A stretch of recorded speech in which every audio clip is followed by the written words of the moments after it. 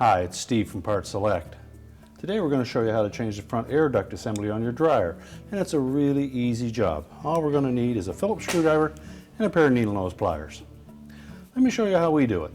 Now before we begin this repair, because we will be working near some electrical circuits, we'll want to disconnect the power. So if it's a plug-in style dryer, simply pull the plug, and if it's a hardwired dryer, you'll need to locate your electrical panel and disconnect the power at that source. Now next we'll open the dryer door, and we're going to remove two Phillips screws that go up through the top of the front panel into the main top.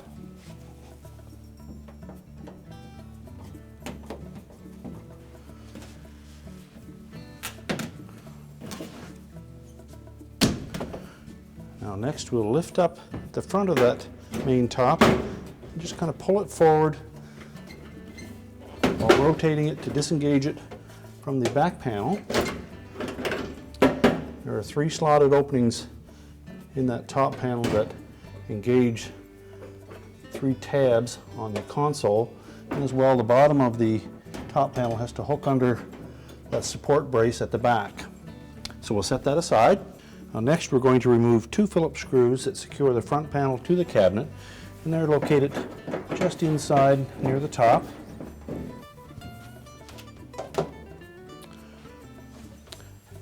Now we'll carefully tilt that front panel towards us while lifting up on the drum. And then we'll lift up on the whole front panel assembly to disengage it from two mounting tabs at the bottom. Now next we'll need to disconnect the wire harness to the door switch and light assembly. Now next we'll need to disconnect the wire harness to the door switch assembly, so very carefully pivot the front panel around, locate the assembly, and then with our needle nose pliers we can remove two wires that are going to that switch, and then one has an inline connector on it. We'll simply pull that apart. And now we can take that front panel and set it aside where we can work on it to remove the lower air inlet assembly. Now with our front panel and door assembly on a suitable work surface, we can remove this air inlet duct assembly. And it's basically a friction fit in around the metal opening of the door. So with it laying flat, we'll just take the outlet portion of it, get your hands in underneath that, just pry up gently. Disengage the cover plate around the switch. There's a little tab that slides into a slot on the edge of the front panel. And I'm just going to work that out all the way around the bottom of the door opening and up each side. There's a couple of tabs close to the top there that protrude in under the flanged edge of that front panel. So we'll take caution in pulling those out. So once we've disengaged most of it, just pull it back enough that you can disengage both of those sides. And then we can remove the old duct assembly. Now before we install the new one, we'll want to vacuum up all this excess lint that's laying in there. Now as we install the new air duct assembly, you'll note that there are some standing tabs along the edge of that door opening, both along the bottom and both sides. And those are the actual friction points that grasp that steel protruded edge around the door. And these are the two little tabs that are on the sides that we need to get in underneath the edge of the front panel.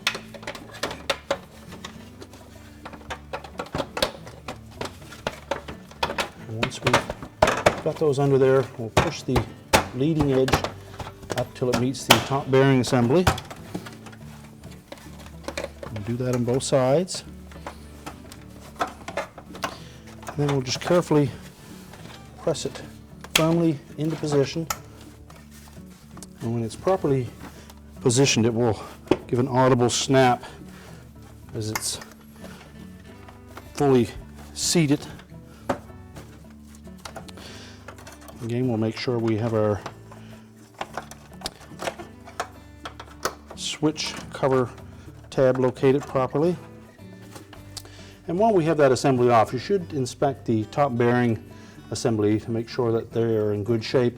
If they show any signs of wear, that part should be replaced at the same time. Now we're ready to reinstall the front panel assembly.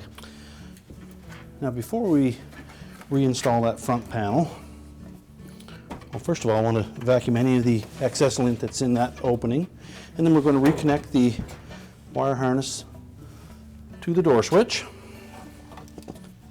So using our needle nose pliers, reach in, line those terminals up.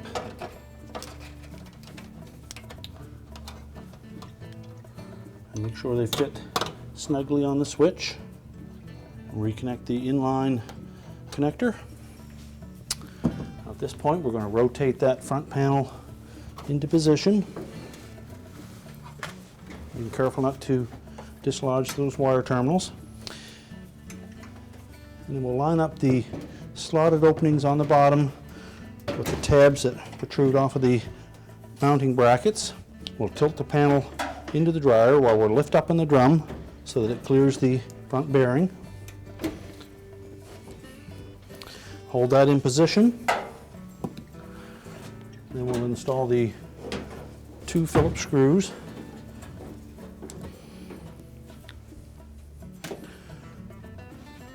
Now we'll install the top panel, and again we need to locate these 3 openings, the 3 tabs on the back guard, as well as we need to tuck the lip of that top panel under both sides of that.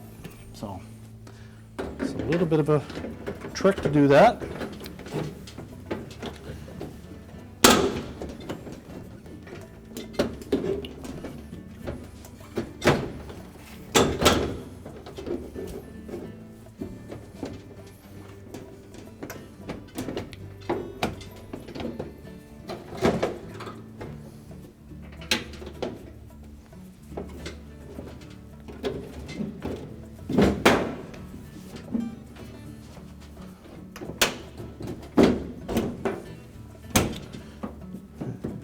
Make sure we have a nice tight seam along the back and that it's hooked on both sides.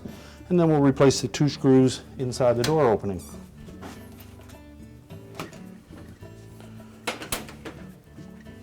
Now when installing the 2 screws for the top panel, we need to make sure that they go straight up through the opening and that they engage the screw hole in the main top. And then we tighten them securely so we don't have any squeaks. And now we're ready to reconnect the power, and your repair is complete. I told you it was an easy job. Thanks for watching, and good luck with your repair.